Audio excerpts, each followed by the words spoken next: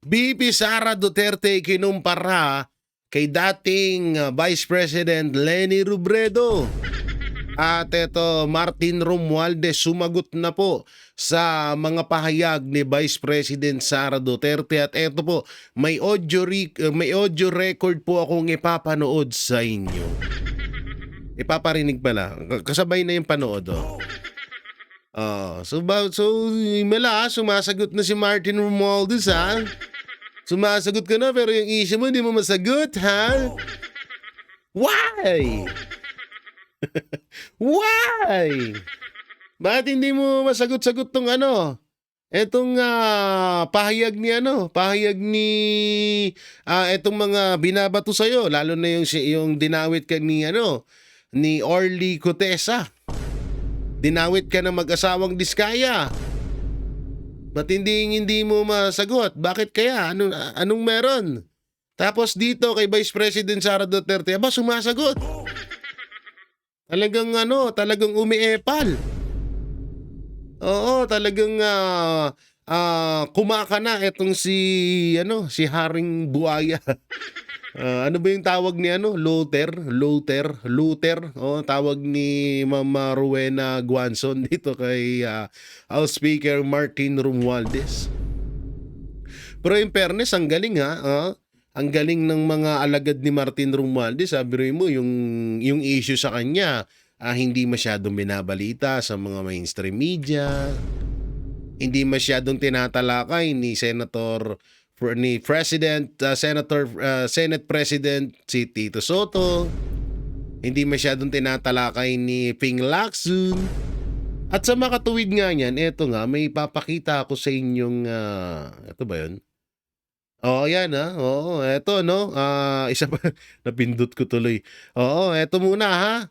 Testigo na nagdawit kay Saldico at Martin Romualdez posibleng umanong makasuhan ayon kay Ping Lacson. Ang galing talaga ng panahon natin, unbelievable. Yung mga witness na tinuturo yung mga nangungurap, yung mga magnanakaw sa kaban ng bayan, hindi kinakasuhan. Pero yung mga witness, kinakasuhan. Yung mga taong nagsasabi na ninakaw ni ganito or kasama si ganito sa pagnanakaw sa ganyan, may kaso. Pero tama ba yung sinabi ko? Yung mga witness na tinuturo na etong si Martin Romualdez at Saldico ay kasama sa nakawan sa flood control, anak ng teng, kakasuhan. Pero si Saldico at Martin Romualdez hanggang ngayon, sarap buhay. Yung sakit ng ganitong batas natin sa Pilipinas, no? So, totoo lang. Sobrang sakit no? Kapag ikaw, dinawit mo ang isang politiko sa nakawan sa gobyerno, may kaso ka. Pero yung politiko na dawit sa nakawan, walang kaso. Ang dami pang pumuprotekta. Ang masaklap dito, isa na nga lang yung inaasahan natin na mga Pilipino na tawag dito na etong Blue Ribbon Committee na to, na iyan na lang ang inaasahan natin nung panahon ni Blue Ribbon Chairman na si Senator Marcoleta. Asang-asa tayo na yan na lang yung tanging pamamaraan para mabisto itong mga magnanakaw sa gobyerno, na kaagad naman pinalitan ni Tito Soto at itinalaga niya itong si Ping Lacson. Ngayon, parang ang lumalabas, sinungaling si Orly dahil tinuro niya si Saldico at Martin Romualdez. Ang saklap, no? Ang saklap naman ng ganito. Oo, pag tinuro mo yung mga politiko, yung politiko na yan, magnanakaw yan, may kaso ka kagad. Pero yung mga politiko na involved sa nakawan, wala pa rin kaso. Palakpakan.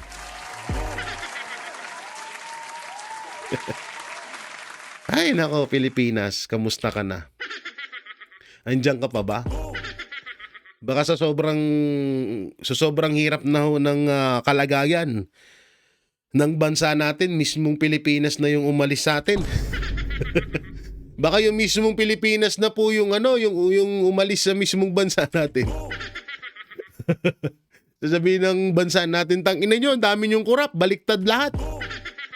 Yung mga nagsasabi ng totoo na nagnanakaw yung isang politiko, di nyo kinakasuhan nyo, pero yung politiko na mismo ninanakawan kayo sa harap-harapan, binibaby nyo. Sabi ni Pilipinas, layas na nga ako dito sa ano. Makalayas na nga ako dito. Iwan ko na tong mga tao na to. Maghahanap ako ng isang isla. Tatabi ako dun. Oo, itong mga naturingan na inaasahan natin ng mga senador na magbubunyag at magdidiin kay Martin Romualdez, ngangabels. Parang umaasa lang tayo sa wala. Kung kailang ipapatawag na si Martin Romualdez, aban ako. Ha? Aban ako, biglang postpone ang hearing sa Senado. Ayop na yan. Biglang postpone, biglang sabi na wala, hindi na namin papatawag. Hindi kasi inayos kasi yung script. Kayo naman syempre, 'di ba? May mga ano 'yan, may mga binabasa 'yan. Baka inayos mo na script para kaya isinentabi yung Blue Ribbon Committee hearing. Baka sabihin, hindi, ayusin natin yung mga sasabihin natin, kailangan natin na itatak sa isip natin. At dapat maging alisto kapag binanggit ang Martin Romualdez at Malacanang, kailangan list agad. Kailangan hindi dapat mapunta agad doon. Kailangan mai-divert sa Duterte. Ewan ko lang pero medyo natatakot na nga ang taong bayan dahil parang ang nangyayari, pahaba ng pahaba, ang nangyayaring investigasyon sa flood control papunta naman ng papunta sa ang issue sa mga Duterte na naman.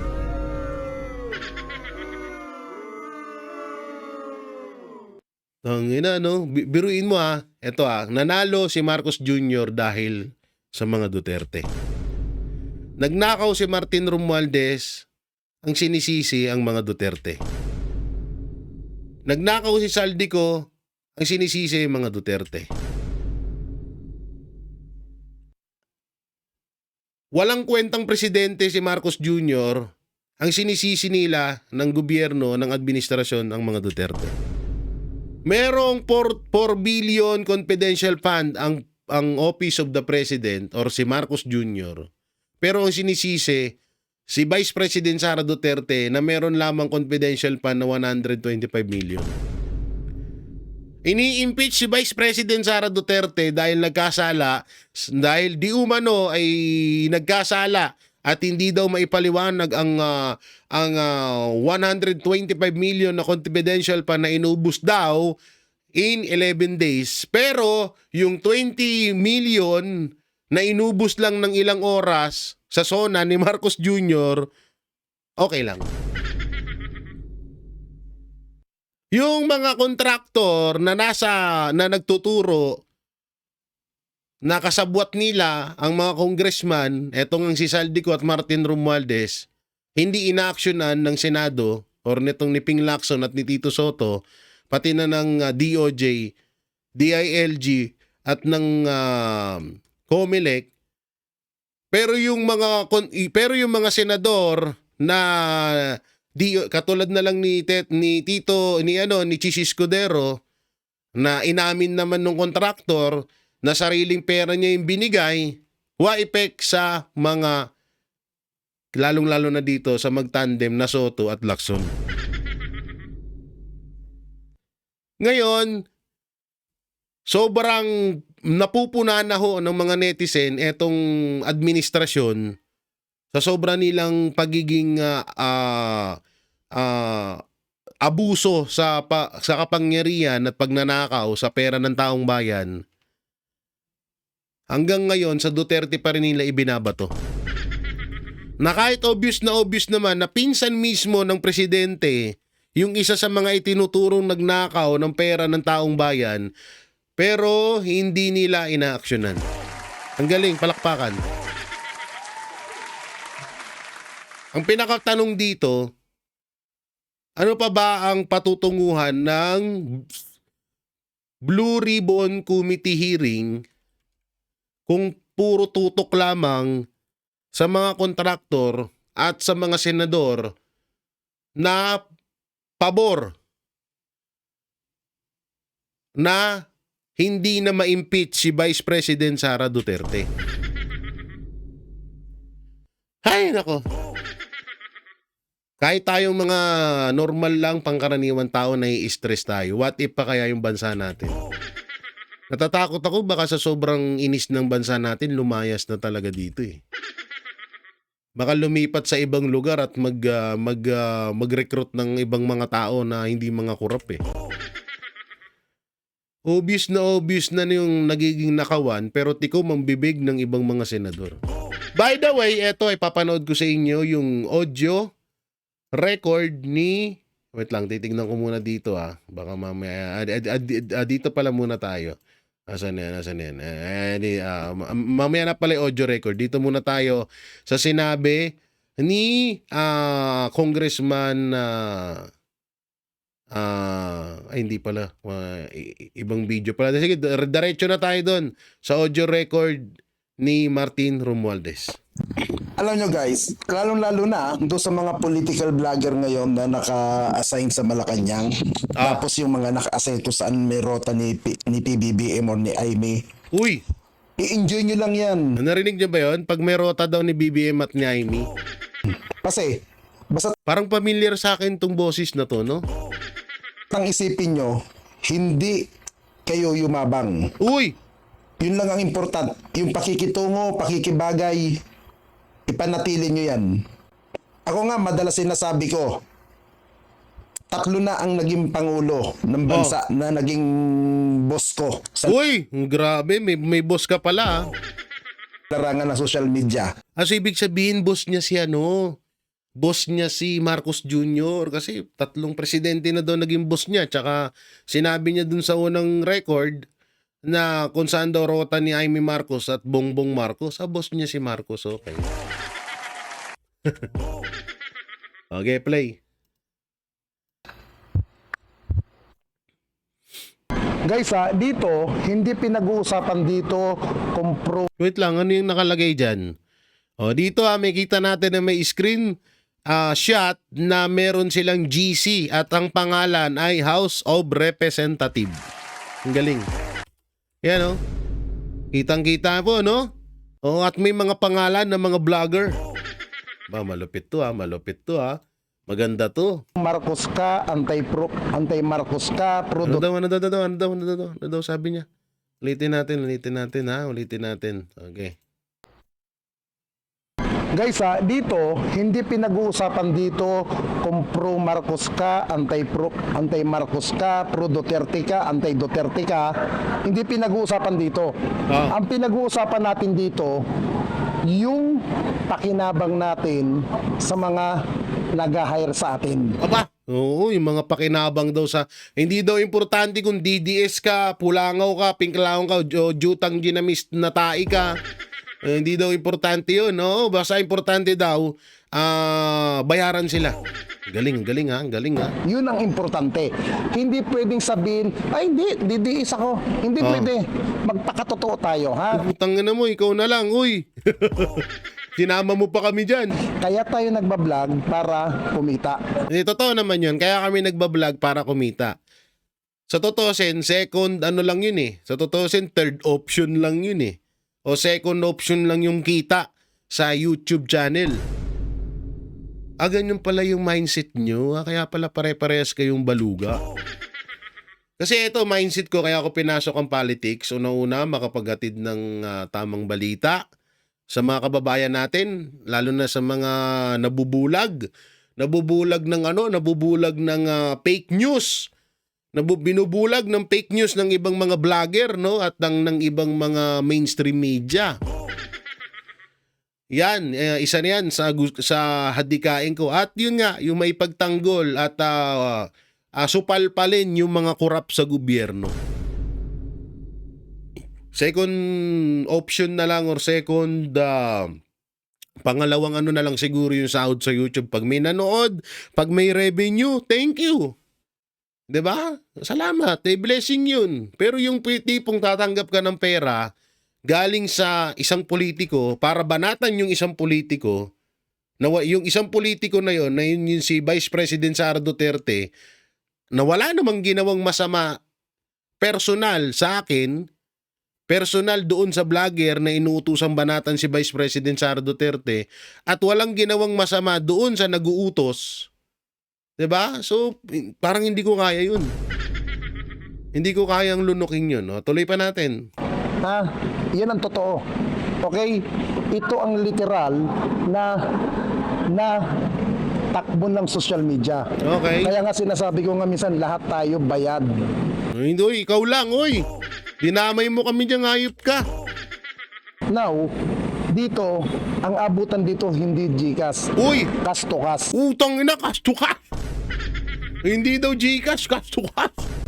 Ba, mukhang mukhang maganda sumali dito, hindi daw Gcash kasi sa Gcash minsan nagkakaroon ng nagkakaroon ng aberya. Dito pala, cash to cash. Malupit. Hindi ba pwedeng bank to bank? O kaya, hindi ba pwedeng kaliwaan? Ayun na pala yung cash to cash. Okay, tuloy. Okay, ang sahod nyo rito, 15.30. Aba, 15.30, malupit. 15.30, so 15K. Buta na, baka mamaya baka may katkon ka pa rito, ha?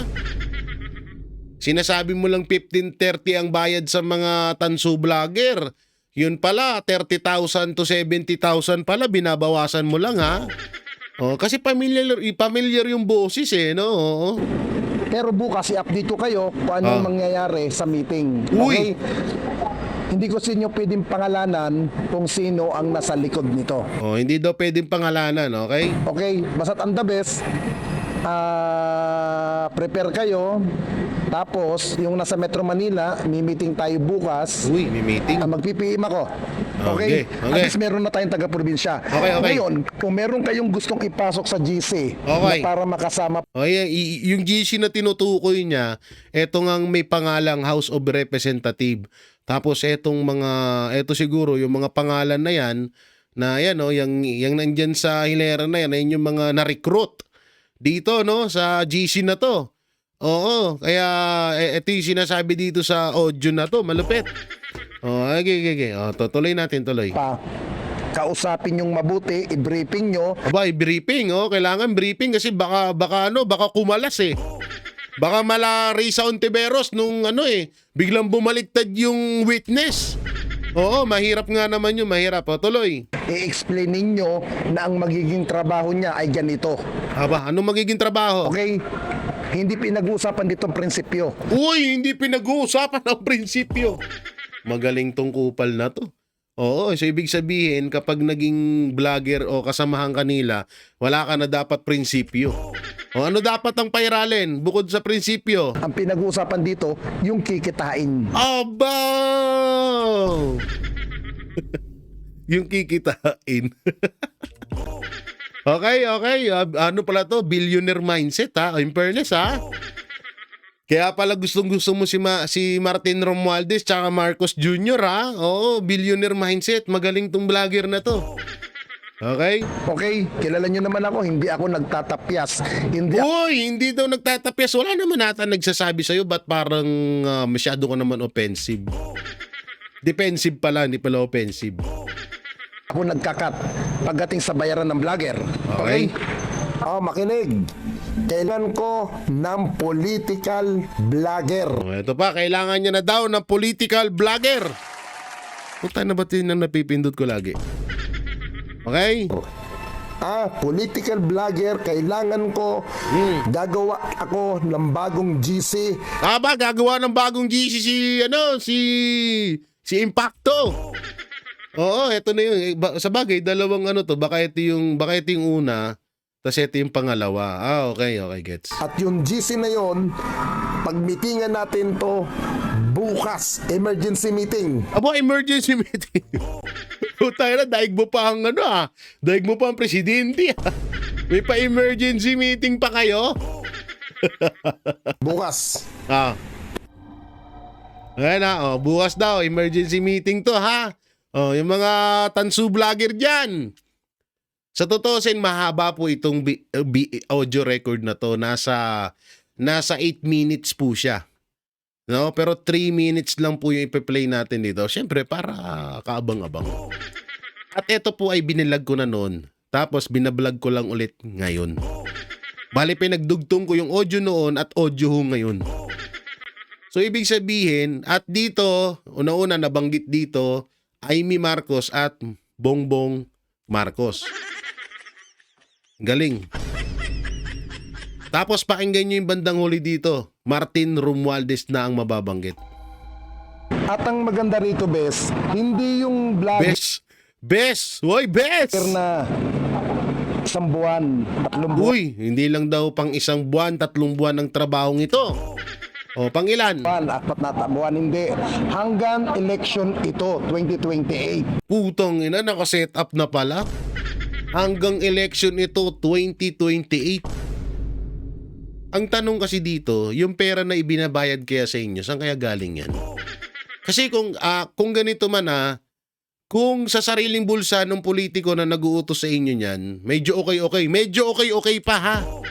Pero kung galing sa kaban ng bayan, paktay tayo dyan. O, pasok. Ngayon, ang gagawin nyo lang dito, Anong gagawin? Susundin agad ng tansu vlogger yan. Okay.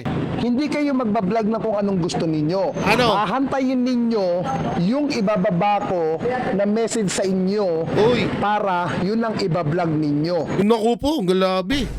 Galabi.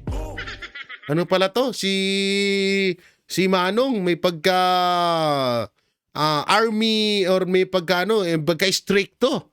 Oo, may pagka-stricto siya in fairness, ha? Yun ang gagawin yung story, yung ibababa kong link. So ibig sabihin, pag nag-vlog yung mga tansu vlogger, yung mga Marcos vlogger, yung mga admin na mga vlogger, sumusuporta sa administrasyon, ang nangyayari pala ay may ibababang script. May ibababang script. So kapag naibaba na yung script, dapat yun na yung gagawin. Kaya pala minsan, bigla akong napaisip, ha. Napagtatanto ko na kapag-issue kay kapag may issue si Marcos, ang gagawin ng mga vlogger na mga vlogger na sumusuporta kay Marcos Jr., ang gagawin, uungkatin or gagawa ng issue para ma-divert kay Vice President Sara Duterte. May guide. may guide pala sila. Oo, may guide pala ang mga siraulo. Ang galing, ha? So halimbawa, yung guide na yon, ganito, mga besh. Narinig ko dito sa audio, mga besh, ganito gawin. Banatan niyo si Vice President Sara Duterte. Yung dinala niyang, yung pagpunta niya sa Cebu, ipalabas niyo na lugaw lang yung dinala niya. Huwag niyong i-vlog yung iba pang dala ng Office of the Vice President. Ipalabas niyo lang na lugaw lang ang pinamigay para mapahiya si VP Sara. Mamaya explain ko yan about dyan sa lugaw na yan. Okay? Okay. Story. Ako magbababa sa inyo ng story. Sige. Base sa ibinaba sa akin sa taas. Yun ang gagawin nyo. So ibig sabihin, nanggagaling sa taas at mapupunta rito sa isang vlogger. Tapos, etong leader ng mga administrasyong vlogger, tapos ibabagsak doon sa dito sa mga nakapangalan dito. Anong pangalan to? Kolokoy. Uy, nandito si Kolokoy. Chris Ulo. Ay. Kinaway sa Barsaga. Ay! Isa dito. Putang na, ang dami, ha. Putang na, nandito pa yung naghahamon sa akin ng suntukan. Kala nyo siguro, papatulang ko siya. Tanga na, wala kang pangsaing. Pagsuntukan ka pa sa akin. Dito, ang dami nila dito, ha. In fairness, ha. So, tuloy natin. Ito na yung pinakakabang-abang. Hindi nyo kailangan na umikot-ikot. Hindi nyo kailangan umano-ano. Uy! Kaya, mas maganda ito kaysa NCRPO. Uy! Sa NCRPO, ikot kayo. Dito, hindi nyo kailangan. Puro papuri at pag-angat lang kay Speaker Romualdez dito. Uy! Uy! Ano yun? Ulitin natin ha. Ang ganda nun ha. Puro papuri lang at pag-aangat kay Speaker Martin Romualdez. Ulitin natin. Sa NCRPO, ikot kayo. Dito, hindi nyo kailangan. Puro papuri at pag-angat lang kay Speaker Romualdez dito. Uy, grabe. Pero familiar. Grabe yun. Si Speaker Martin Romualdez pala ang nagbabagsak ng mga content ng mga vlogger. At ang sabi dito sa audio record ay puro lang daw papuri ang gagawin kay Martin Romualdez. Sa madaling salita, kung puro lang papuri kay Martin Romualdez at kay Marcos Jr., ang gagawin ng mga tanso dugyot vlogger, so ibig sabihin, yung si Martin Romualdez ang nagbabayad sa kanila, ganun ba? Ako'y nagtatanong lang, medyo nahihiwagaan ako dito Ganun po ba yon? Kasi, halimbawa man, na si Marcos Jr. ang nasa audio na to, na nabanggit na puro lang papuri kay BBM, kay Marcos Jr. ang gawin, lumalabas na si Marcos Jr. ang nagbabayad sa mga vlogger. Kaso hindi. Si Martin Romualdez ang tinukoy. Napuriin, iangat lamang si House Speaker Martin Romualdez. Ulitin natin, baka sabihin nila fake news tayo, di ba? Maganda na yung medyo inuulit natin. Pakinggan. Lalakasan ko yung mga volume nyo dyan sa TV lalakasan ko. Lalakasan natin Sa NCRPO, ikot kayo. Dito, hindi nyo kailangan. Puro papuri at pag-angat lang kay Speaker Romualdez dito. Oy, grabe. Ang lupit. Grabe, palakpakan natin.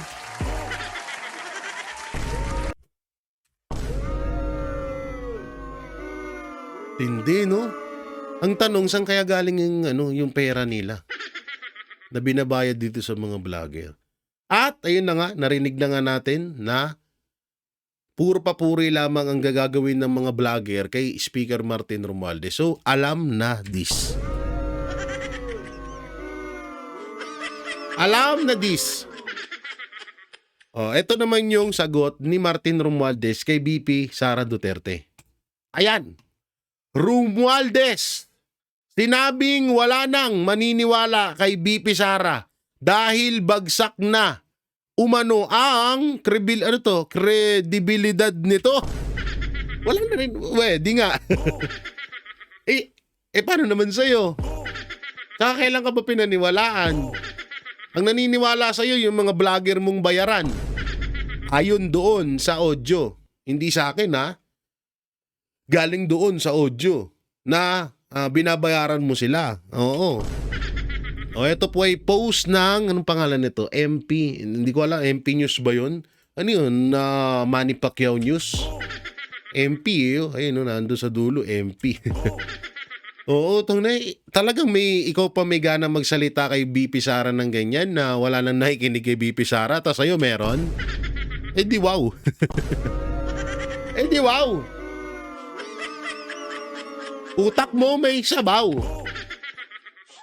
Eto naman, panoorin naman natin itong kinumpara si BP Sara kay Leni Robredo. Siguro ito yung issue sa lugaw. No? Issue sa lugaw. So panoorin natin. Ito yung mga bagay na ay Agarapata pala to ni Martin Romualdez si Adyong.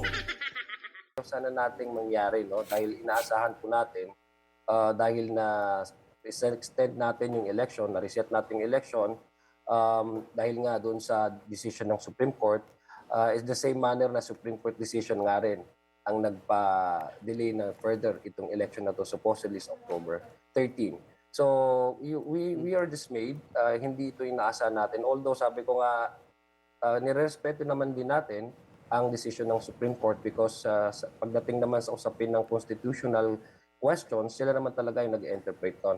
So I think yung question on constitutionality on BTA Parliament 77 ay naihain days or weeks prior to the upcoming election ng October 13. So yes, although we respect that, but it's something that we weren't hoping to happen. Kung napag-uusapan na rin po ba ng Bangsamoro Transition Authority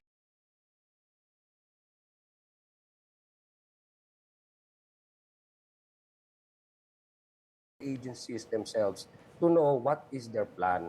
No? Forward natin ha. How to, Ayan, nakamute pala ako, sorry. Ipo-forward natin dito sa mismong sinabi niya na kinukumpara niya si VP Sara kay Manang Leni Robredo ha. Wait lang, dito muna tayo sa nagtanong. Yan. Sabihin doon, may iba pa po ba kayong gustong sabihin sa publiko when you said this statement, Kong? well, I was asked kasi kung bakit si former Vice President Leni Robredo was able to operate the office and assist many programs and many people that's the context of the question. That's why I said the budget of the former vice president was even lower than the budget of the current vice president.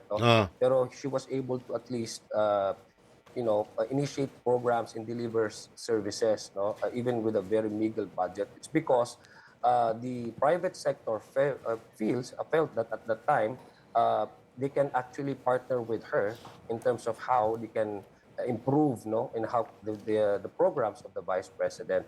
So it's a matter of, I'm not talking about the individuals. No, I'm talking about the office and how it relates with other groups that may be able to help out. No?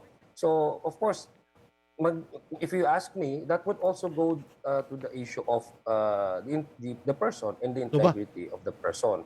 So alam naman po natin yan eh. That's why I guess it's without any comparing it, without comparison at all. I guess the question is how come Leni Robredo was able to pull out all of these resources from private individuals and private groups? It's because I guess they have trusted her. So ganun lang yun. That's Tungo na, ngayon binabanatan mo sana si Leni Samantalang dati sinasamba nyo si Leni dyan Anong meron? Tungo na, dito mo mapagtatanto. Kasi ito si Trillanes, tatandaan nyo binanatan niya si Leni Robredo. Kakamping yun. Isa sa mga lihitimong kakamping yun si Trillanes. Pero binanatan niya si Leni Robredo. Tapos etong mga congressman, etong mga alagad ni Tambaluslos, binabanatan din si Leni Robredo ngayon. Pero dati pinagtatanggol nila yan. Parang nakakaamoy lang ako ng na hindi kaya inaaway na nila si Leni dahil kumakampi kay Vice President Sara Duterte. Kasi dati pinagtatanggol nila ngayon kung anong banat din sinasabi nila So tuloy pa natin. where I was coming from. And I Alright. was to that question. Kong, ito naman po, kabilang po kayo sa tinatawag na young guns. It is very obvious, mga batang mambabatas. Ano naman po ang stand ninyo sa issue ngayon ng House? Siguro specifically, dito nga po sa gumugulong na flood control Kabilang pala to sa young guns. Hindi obvious na bata siya tingnan investigation.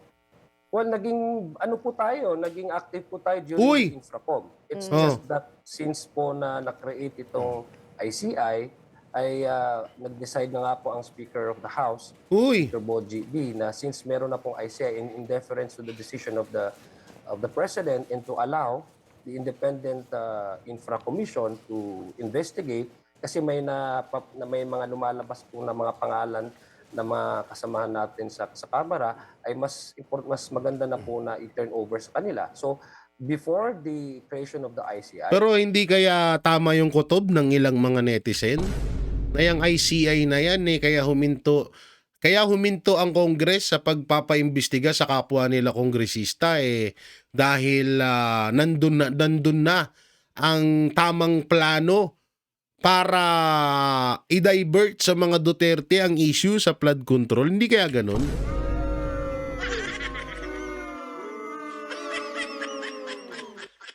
Hindi kaya ganun?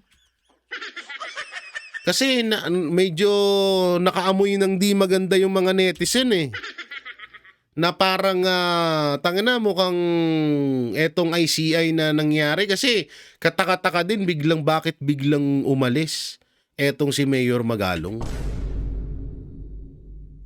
Ang hula nga ng mga netizen, nakaamoy si Mayor Magalong ng hindi maganda dyan sa ICS. Tama ba? ICS ba? ICI no, tama siguro. Ay, correct nyo na lang sa comment section. Basta yun. Nakaamoy ng hindi maganda si Mayor Magalong dyan. Kaya nung alam ni Mayor Magalong na at ina masisira pangalan ko dito. Tsaka wala akong gagawin dito, magiging puppet lang ako dito ni Marcos. Nung naramdaman ni Mayor Magalong na ang issue na gagawin na pag-iimbestiga ng ICI mapupunta sa mga Duterte, umiwas na si Mayor Magalong. Ano lang hindi ko sinasabing yan talaga. Nababasa ko lang po yan sa mga comment ng mga tao sa mga post mapatungkol sa investigasyon ng ICI dito sa flood control issue. Biruin nyo ito pa yung isang nakakatawa.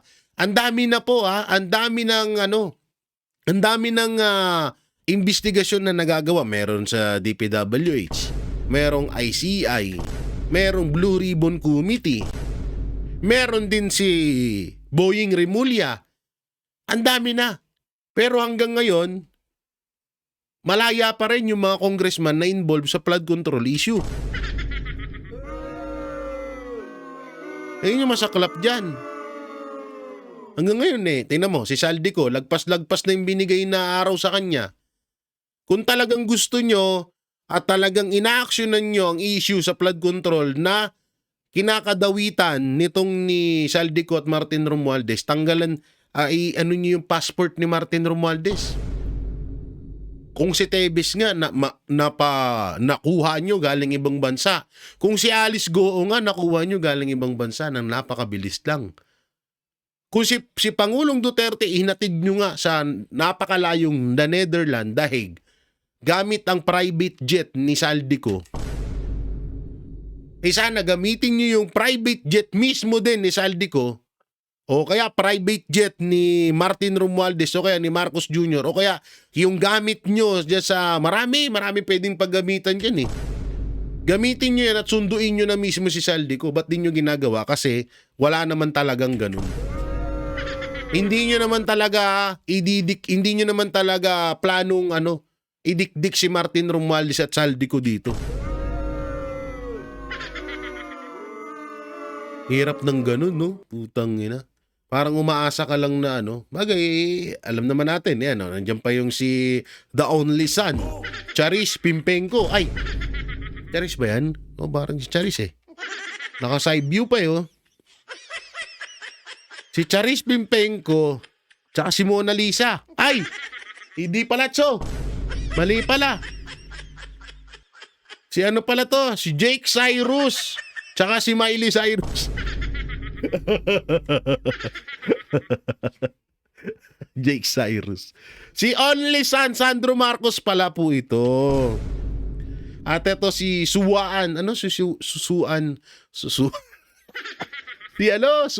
Suwan, ano ba yun? Basta yun na yun. Hirap banggitin ng mga apelido itong mga to. Kaya, tsaka ito, garapatan ni Martin Romualdez, kaya wala na tayo talaga asahan na maganda dyan. Ba't ko nga pala pinanood to, no? Ba't ko nga pala pinanood yung na yun? Excuse me. No, ba't ko nga pala pinanood yun na wala sa isip ko? Eto pakinggan natin yung sabi ni Senator Marcoleta dito. Sagot ni Sen Marcoleta kay Senate President Tito Soto. Nagkaroon na nga ako ng masamang impresyon na ang institusyon ay ginagamit tungkol sa insertion. Sapagkat ang akala nyo, insertion ay mali, pero sabi mo naman, ngayon hindi mali. Ba't mo tinanggihan? Bakit nag-disclose ng ganun si Senator Ping kung wala naman palang problema doon? Ba't kinakailangan pa niyang sabihin, insertion, sabi niya, is threatening our economy. Wow. Kailangan sa plenaryo mabusisian at bakit yan ay pinayagan. Yung salitang yun, bakit yan ay pinayagan? Ibig sabihin, bawal pala yan? Oo nga. So, ba't ka magpapaliwanag ngayon, although late na in the day, sapagkat na-unsettle na yung mga kasama mo Oo. Hindi man yung ako dapat na ipaliwanag to, ba't nangyayari ito? Kasi ang offer kay Tito Sen, di ba Sen? 500 Yung kapwa ninyo ako aksyon, kayong dalawa, you are sending a mixed message to our people. Nung ano, yun ang pinaka-bood ng aking, kinakailangan natin, magkaroon tayo ng clarity rito. Ang insertion ba masama o mabuti? Oho. Kung masama, ba't mo tinatanggihan? Oho. Kung masama, bakit sabi mo part ng regular process at hindi mo siya tinanggap? Dapat na bahala yung mga kasama natin. Hindi naman, wala naman palang problema diyan. Ngayon, ang sinasabi niya, bago natin i-refer yung privilege speech ni Senator Marcoleta, ay gusto ko munang magpaliwanag doon sa kanyang mga pinagsasabi. Una, sabi niya, Sino po ito? Si Senador Ping na po ito? O si Senador Soto? Senate President Soto? Senate President. Okay Kasi po. siya yung presiding officer. Una kanya, dapat sana nag-deliver ka ng privilege speech. Nandito sana si Senator Ping. Opo. Una, hindi ako pwedeng sumagot sa kanya kasi ayaw niyang bumaba. Dapat sana siya ay bumaba para mag-usap kami. Kasi siya ang presiding officer that time. Hindi tayo, gusto ko sana sabihin sa kanya, kaya ako siya tinitingnan, kahit di ako may kibo, tinitingnan ko siyang mabuting ganyan. Sinesend ko yung message sa kanya. Opo. Mr. President, kung gusto mong sagutin ako, ang parliamentary practice po, kailangan po kayo ay tawagin niyo si Bababa JB. sa podium. Tawagin niyo po yung majority leader, magpalit muna kayo. Kayo pong bumaba rito para Nag-usap. para kayo pong sasagot. Sasagutin ko po kayo. So, yun ang reglamento pala. Okay. Hindi niya gagawin yun. Mabubutata lang siya. Tsaka sasabihin niya na naman, mas magaling pa to si Ping Lacson kahit hindi abogado to. Gano'n na naman sasabihin yun. Alam niya yun di ba? Opo. Nagtagal naman siya doon. O siya nga raw po pinakamatanda. Kasi ako, ginagalang ko lahat ng ano natin, ang procedure. Kaya hindi ako sumagot sa kanya kasi nakaharap siya Presiding. Siya yung presiding. Ayoko sumagot sa kanya because he's the presiding officer. Yes. Kaya ako siya tinitingnan, hindi ako sumasagot. Iniintay ko na maunawaan niya na kinakailangan bumaba siya para siya sumagot. Okay. Ganda nun. So, pero ituloy natin sinabi niya, kinakailangan nga niya, nandito si Senador Ping nung nag-privilege speech ka. Kung halimbawa kaya bumaba siya, ito yung sasagot ko sa kanya. Okay. Oho. Your Honor, hindi ko po tungkulin. Wala po akong obligasyon na sabihan ko kayong lahat na ako ay magpi-privilege speech. Kailangan po nandito kayong lahat. Huwag kayong aalis ha. Magbe-privilege speech ako. Wala pong ganon. Walang ganun. Hindi mo Tama. pwedeng pigilan. Wala po akong karapatan. Una, wala akong karapatan. Pangalawa, wala po akong obligasyon na sabihan kayo. Nasa inyo po yun kasi nakalagay naman po sa agenda na magpi-privilege speech ako. Ang ibig sabihin yan, ayaw po niya akong pakinggan kaya siya umalis, di ba? Tama. Yun sana sasabihin ko sa kanya. Kaya lang, hindi ko na nasabi kasi nga, nandun siya sa taas Oho. Di ba? Pero kung bumaba siya, yung kagad na sasabihin ko. Okay. Pangalawa, hindi po niyo ako kasi pinagbigyan na ako na munang mauna. Yan so dito pa lang sa mga sinabi ni Congressman ni Senator Marcoleta ay dito lumalabas na talagang wala talagang patutunguhan yung Blue Ribbon Committee na yan. Ang ganda na kasi nung una, no? Sa totoo lang. Ang ganda na nung una. Sinira lang talaga ni Soto tsaka ni Lacson. Hindi, alam niyo sa totoo lang, hanggang ngayon, nangihinayang ako kay Senator Soto. Totoo kasi isa yan sa talagang, pinagyayabang ko pa nga sa mga vlog ko yan na talagang pag nung lumapit ako dyan, na may kakilala ako na nangangailangan ng tulong para sa ospital, tumulong din agad. Walang pagdadalawang isip. Pero ngayon na nakikita ko sa kanya at talagang nung unang pagiging Senate President niya, talagang mapapapalakpak ka sa kanya. Na lang tayo ngayon, bigla siyang nag-iba, no?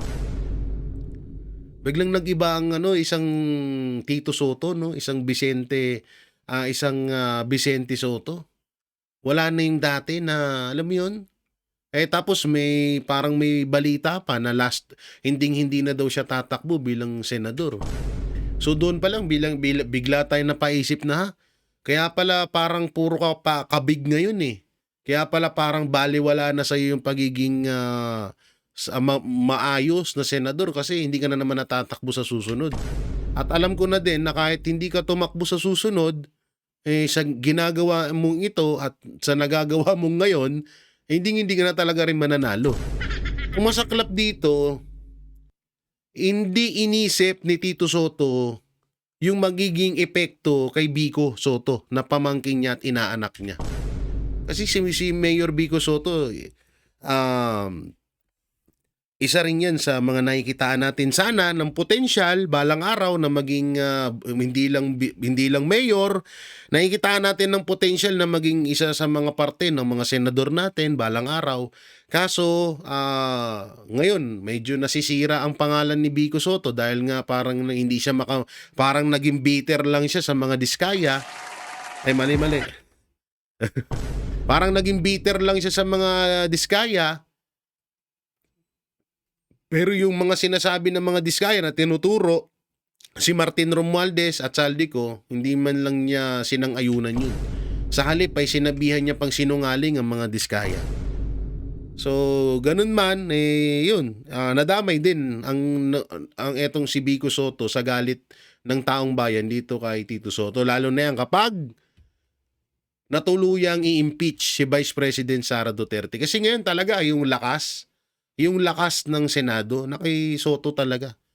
Ngayon, kung sa darating na February, mababawasan ng mga senador, alam naman nun natin na ginigipit si Senator Chis Escudero, maaaring matanggal bilang senador. Si Jinggoy Estrada, maaaring matanggal bilang senador. Si Senator Villanueva, maaaring matanggal bilang senador. Si Senator Bongo at Senator Bato ay may posibilidad na sinasabi nga nila aarestuhin daw ng ICC. So ilan na po ang mababawas na mga senador na maaaring sumang-ayon or maaaring tumutol sa impeachment laban kay Vice President Sara Duterte.